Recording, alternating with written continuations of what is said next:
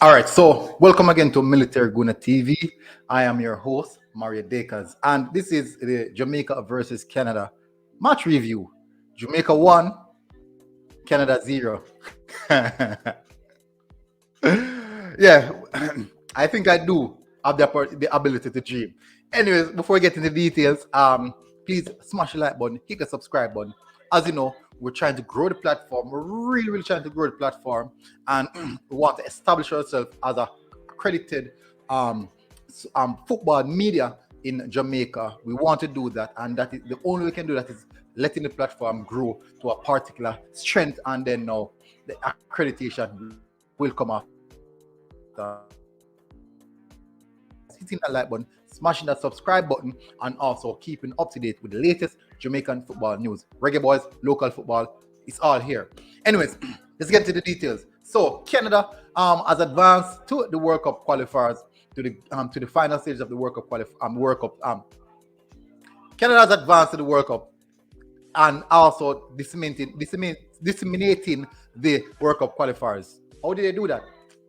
By basically beating all the teams, winning all the games that necessary, a few draws here and there. But they're also the long-standing home victory has now elongated from 2010 until now, and that's the situation we have right now. Anyways, Jamaica, they defeated Jamaica 4-0, and as you can see, let me put back the picture here.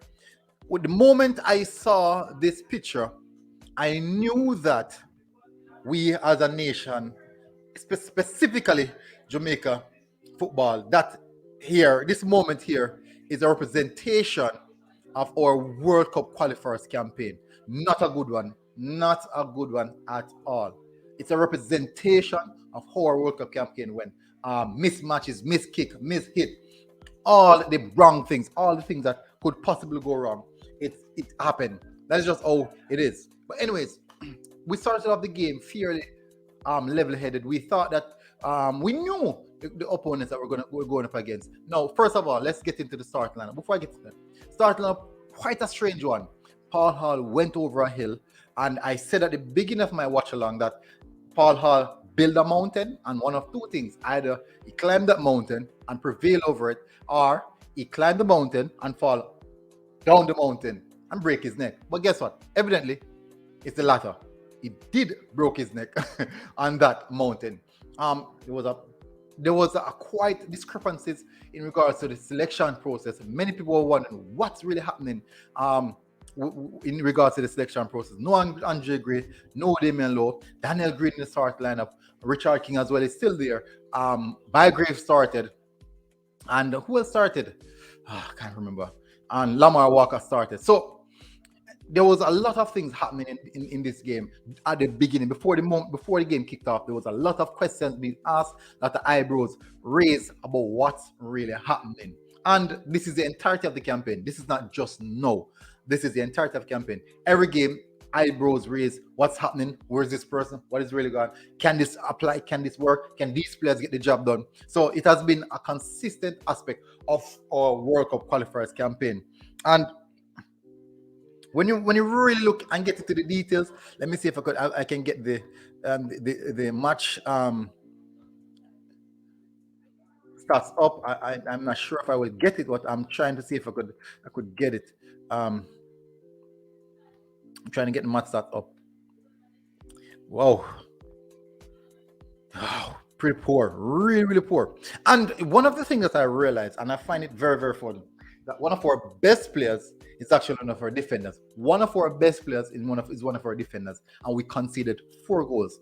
In regards, Greg Lay, he had a superb game. Greg Lay had a superb game. I would believe that Greg Lay was our most outstanding player throughout the evening.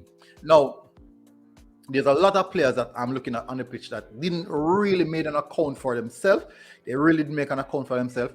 Let's start from the goalkeeping aspect. Andre Blake, yes, I see a few times trying to play from the back. Some errors, I see a few errors from Andre Blake. But in must say, I do think he had an okay performance. Conceded 4 goals. Most of those goals, he couldn't have done much about it. Just poor defensive work rate. Richard King, Not a good game at all. Not a good game from Richard King. He tried. Not gonna say he tried. He really tried, but not one of those stallion type of performance from Richard King. Then now we have Adrian Marapa, who had a mirror in regards to the final goal, but it wasn't the best performance or the standard of one of our senior players. Let me see what else. I'm looking at Greg Lee, who I said was a most outstanding player. Definitely one of our most outstanding player. And I do think that he had a really good game. If it wasn't for Greg Lee, I can attest to you that who would have gotten the 6 or maybe 7, 8. He stopped so many opportunities, so many chances, clear-cut chances. Greg Lee last dish tackle, pushing his head in those tackles, getting himself involved, stucking in from Gigley, and that is good. That's good to see. Let's go into the midfield. Javier Brown. I do think this is another poor performance from Javier Brown. Last time out, he did have a poor performance. Even though he had an assist, he did have a poor performance. Another poor performance. Ricardo Thomas, it didn't account for himself. I'm being honest, he did not account for himself. I did expect a lot more from Ricardo Thomas, but he did not account for himself. It was really poor. One of the lowest on the pitch, I do believe. In accordance, he couldn't too many turnovers. He couldn't keep possession of the ball. He was being bounced past so easily. And a particular player, Lauren, ran past him like he wasn't even there. Breezed past him, and that was quite disappointing to see, honestly. And we all know that we have to say that Jamaicans are the fastest, but he breezed past him. Now, let's get to the midfield.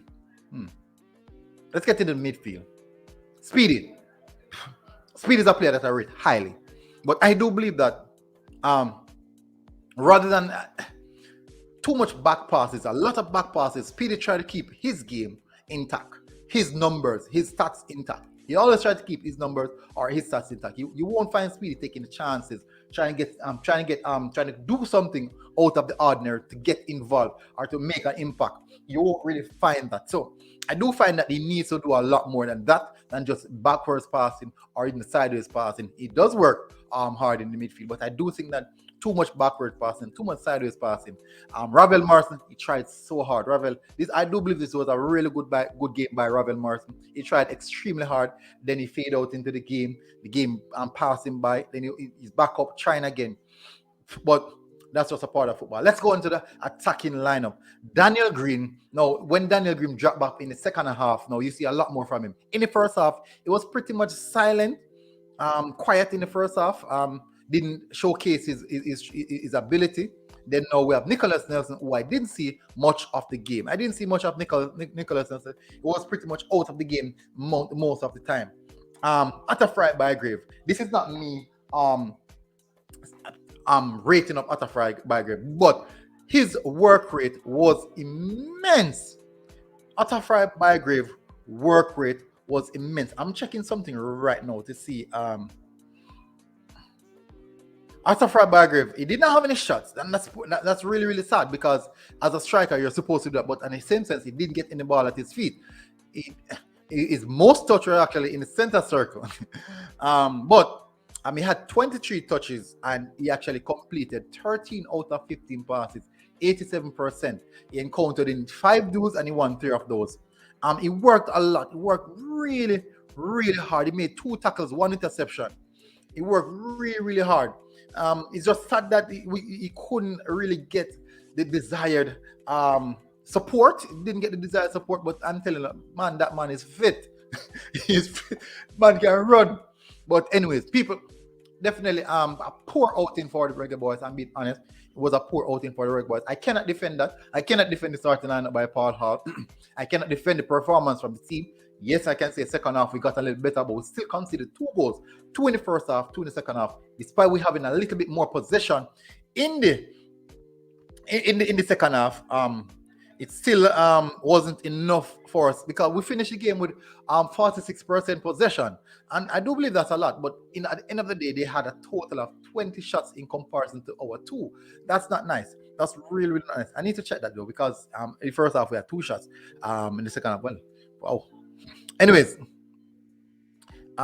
Totally. I do think that we need to work on in the final third. We have now reached an area where we have a little bit in us in regards we can retain possession of the ball. But I do think so. Zimnis came on. He tried to get involved in the game, and I'm happy to see that the young man coming on, trying to get involved and trying to get the team going. And he was the first first player on the team to actually get a cross inside the box. I think he get 2 crosses inside of the box. Lamar Walker came on. They brushed him off quite easily as well. Alex Marshall came on. I didn't see much of Alex Marshall. He tried. Peter Leversley came on and he did a few things in the central zone. Not much, but he tried to get involved as well. But I think that is it. Oh, Tevin Shaw. Some of these players are joining late. Anyways, I won't go any further. Pretty much a bad, poor outing. As I said, I'm going to put up, as I said, no luck. The team is just unfortunate. Another bad day, people. Another bad day in the office as a Reggae Boy fan. Another bad day in the office as a football analyst. Another bad day in the office of watching football. So poor all around. And I do think Paul Hall should get some stick for this performance. I cannot go around lauding him when the team plays good. But when the team plays bad, you have to give him that fair portion that he deserved. They didn't play well. They didn't look good. And we have to do better. Yes. Let me put the final factor. Canada is a better team overall. Canada, there's a reason why Canada is leading the team. We understand that. But in the same sense, we can put in a better performance. So, what's next? We'll see you guys again. Until next time, please guys, go over to the Twitter handle and the Instagram handle and follow us on Twitter, Instagram. And until next time, people, Military Guna TV. It has been a good one. I'll see you guys again. We are out.